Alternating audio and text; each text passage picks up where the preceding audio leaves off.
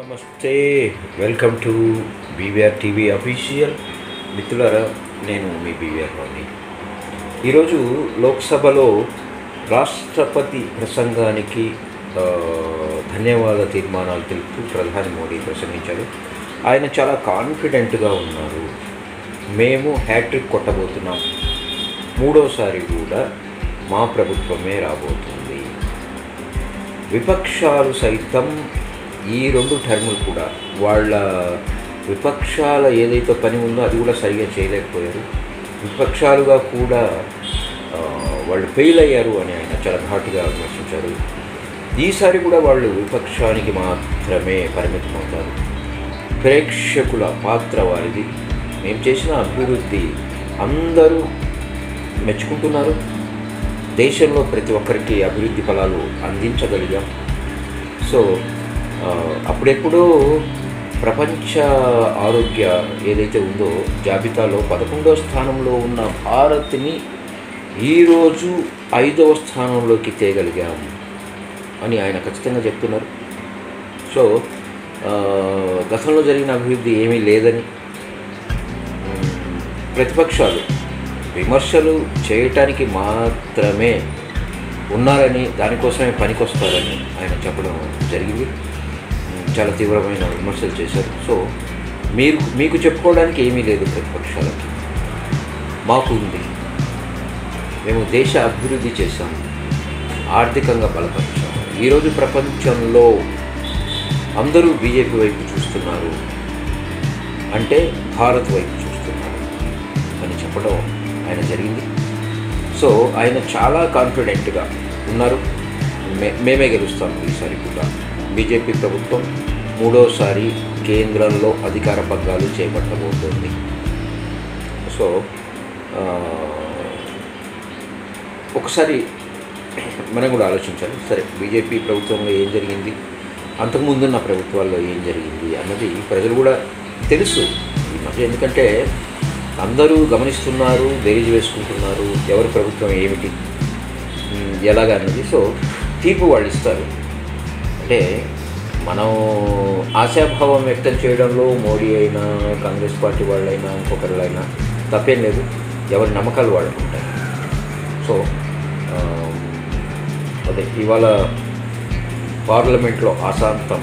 మోడీ గారు తాము చేసిన పనులేంటి, తాము ఎంత మేర తీసుకెళ్తున్నాం, దేశాన్ని అభివృద్ధి పదంలో ఎలా నడిపించగలుగుతున్నాం, ప్రపంచ దేశాలు మన వైపు ఎలా చూస్తున్నాయి, అంతకుముందు ప్రభుత్వాలు ఎలా ఫెయిల్ అయ్యాయి అని చెప్పడంలో కృతజ్ఞులయ్యారని అనిపించింది. కానీ చూడాలి, అంటే బీజేపీ ప్రభుత్వాన్ని విమర్శించడం అని కాదు, కానీ వాళ్ళ మీద కూడా చాలా విమర్శలు చేస్తున్నారు ప్రతిపక్షాలు కూడా. సో మన దేశ సంపదని తీసుకెళ్ళి కార్పొరేట్ చేతుల్లో పెడుతున్నారని అదానీ అంబానీకి కొమ్ము కాస్తున్నారు. సో హిందుత్వ నినాదంతోనే వాళ్ళు ముందుకెళ్ళగలుగుతున్నారని. సరే, ఏది ఏమైనా హిందుత్వం అనేది ఈరోజు ఉన్నది కాదు. హిందుత్వం అనేది అది ఎప్పటి నుంచో ఉంది. మనం చూస్తున్నాం తరతరాలుగా, దశాబ్దాలుగా, శతాబ్దాలుగా. హిందుత్వం అన్నది ఇప్పుడు కొత్తగా పుట్టిందేం కాదు. దట్టు మోడీ గారు కూడా దాన్ని తీసుకొచ్చింది ఏమి కాదు. సో అంటే అలాగని ఏ ధర్మాన్ని, ఏ మతాన్ని కించపరిచే ఉద్దేశం కాదు కదా. ఇప్పుడు మన దగ్గర క్రిస్టియానిటీ ఉంది, బౌద్ధిజం ఉంది, ముస్లింలు ఉన్నారు, అందరూ జైనులు ఉన్నారు. అన్ని మతాలు, చాలా మతాల సమ్మేళనం కదా ఇండియా. సో అందరినీ సమానంగా చూస్తాం. కేవలం హిందుత్వం అనేది బీజేపీకి అంటగట్టి వాళ్ళు కేవలం దాని మీదే వెళ్తున్నారు. దాన్ని ఆధారంగా చేసుకునే విపక్షాలని ఏదో చేస్తున్నారు. సో అనటం, తర్వాత అది మతతత్వ పార్టీ అనటం, వేరే ఎవరి మీద ప్రేమ లేదు అని అనుకోవటం. సో ఇవన్నీ కాదు. మనం పరిపాలన ఒకటి చూడాలి, ఎవరేం చేస్తున్నారని. అలాగే కొంత మొన్నటికి మొన్న బడ్జెట్ ప్రవేశపెట్టిన అనంతరం మన కేంద్ర ఆర్థిక శాఖ మంత్రి నిర్మలా సీతారామన్ గారు బయటకి వచ్చిన తర్వాత కర్ణాటక ఉప ముఖ్యమంత్రి డికే శివకుమార్ తమ్ముడు సురేష్ ఎవరైతే ఉన్నారో తను ఒక ఆరోపణ చేశారు. అంటే బీజేపీ ప్రభుత్వం ఉత్తరాదినే ఎక్కువగా ఇది చేస్తోంది, దక్షిణాదిలో ఎలాంటి పట్టించుకోవట్లేదు, మనకు నిధులు లేవు, ఏం లేవు. సో దానివల్ల వేర్పాటువాదం మరి అందరూ లేవనెత్తే అవకాశం ఉంది. సో ప్రత్యేక దేశం అంటే దక్షిణ భారతదేశం ప్రత్యేకంగా కావాలనే డిమాండ్ వచ్చే పరిస్థితి ఉంది అన్నట్టుగా చెప్పారు. అది చాలా తప్పు. ఎందుకంటే కొంత అంటే ఆయన అన్న మాటలో కొంత వాస్తవం ఉంది. దక్షిణాదికి నిధుల విషయంలో కాస్త ఆలోచించాలి. సో అలాగని చెప్పి వాళ్ళు ఏంటంటే ఏకైక భారతం కోసం ప్రయత్నం చేస్తుంది బీజేపీ. మోడీ గారు కానీ వాళ్ళ లీడర్స్ కానీ పదే పదే చెప్తున్నారు, ఒకే తాటి మీద ఉండాలి, one nation one world one vote something. So ఇలాంటివి. సో ఈ వేర్పాటువాదం, ప్రత్యేక దక్షిణ భారతదేశం అనే నినాదం ఎవరు అనట్లేదు. ఎందుకంటే సురేష్ గారు కొత్తగా దాన్ని జనాల్లోకి తీసుకురావటం, ఈ మాటలు కర్ణాటక నుంచి అటు తమిళనాడుకు, కేరళకి, ఇటు తెలంగాణకు, ఆంధ్రప్రదేశ్కి పాకడం, రకరకాల ఆలోచనలు రావటం, వేరెవరైనా అలాంటి ఆలోచనలకు లొంగిపోయి సరే నిజమే కదా మనం కూడా చేస్తాం అనుకుంటే ఎందుకు ఇవన్నీ విభజించు పాలించు, డివైడ్ అండ్ రూల్ పాలసీ, దాన్ని మనం తరిమి కొట్టాం. బ్రిటిష్ వాళ్ళు మన మీద పెత్తనం చెలాయించినప్పుడు మళ్ళీ ఎందుకు తీసుకొస్తాం? స్వదేశంలో అలాంటి పరిస్థితులు ఎందుకు? సో మాట్లాడే ముందు కాస్త ఆలోచించాలి నాయకులు కూడా. దానివల్ల ఏమవుతుందంటే ఇప్పుడు సురేష్ మాట్లాడిన మాటల వల్ల కాంగ్రెస్ పార్టీ మీదనే అపవాదు పడేట్టుగా ఉంది. కాంగ్రెస్ పార్టీ అగ్రనాయకత్వం ఏం చేస్తోంది, ఆయన మాట్లాడుతుంటే ఎవరు ఖండించట్లేదు అన్న విమర్శలు చేస్తున్నారు బీజేపీ వాళ్ళు.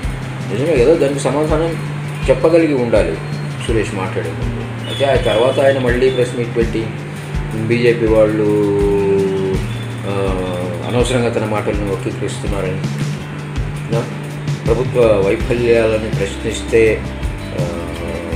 అది కక్ష కట్టడం, ఏది మాట్లాడినా దాన్ని వక్రీకరించడం, ఇవన్నీ జరుగుతున్నాయని ఆయన చెప్పుకోవడం కూడా జరిగింది. సరే ఏది ఏమైనా ఇంతటితో దయచేసి ఈ విషయాన్ని వదిలేయండి. ఇంకొకసారి సురేష్ కానీ ఇంకొక మిగతా దక్షిణాది ప్రాంత ఎంపీలు కాంగ్రెస్ పార్టీ కానీ ఏ పార్టీ వాళ్ళైనా మనకు రావాల్సిన ఏవైతే ఉన్నాయో కేంద్రం నుంచి దానికోసం అడగండి, తప్పులేదు, పోరాడండి, అవి తెచ్చుకోండి, సాధించుకుందాం అంతే తప్ప దయచేసి ఇంకొకసారి ఈ ప్రత్యేక దక్షిణ భారతదేశం ఈ వేర్పాటువాదం వైపు మాట్లాడకండి. దయచేసి మనమంతా కలుస్తున్నాం భారతీయులం, లేనిపోని ఆలోచనలు తెచ్చి మళ్ళీ ఈ దేశాన్ని చిన్నభిన్నం చేయడం ఇలాంటివి దయచేసి సురేష్ గారు మిగతా నాయకులు కూడా ఆలోచించారు. అలాగే శివకుమార్ గారు ఉప ముఖ్యమంత్రి గారు మీరు కూడా కంట్రోల్ చేయాలి మీ బ్రదర్ని. సో చాలా బాధ్యతగా ఉందాం, కలిసి ఉందాం, ఉత్తరాది దక్షిణాది అన్నీ కూడా. సో మిత్రులారా, ఈ వీడియో మీకు నచ్చినట్లయితే లైక్ చేయండి, షేర్ చేయండి. అలాగే అమూల్యమైన మీ అభిప్రాయాలను కామెంట్ రూపంలో తెలియజేయడం మాత్రం మర్చిపోకండి. అదేవిధంగా బీవీఆర్ టీవీ అఫీషియల్ అనే నా యూట్యూబ్ ఛానల్ని సబ్స్క్రైబ్ చేసి ఆ పక్కనే ఉన్న బెల్ సింబల్ని నొక్కండి. మంచి మంచి వీడియోలతో మేము ముందుకు వస్తాము. Thank you so much. This is BVR Rao signing off.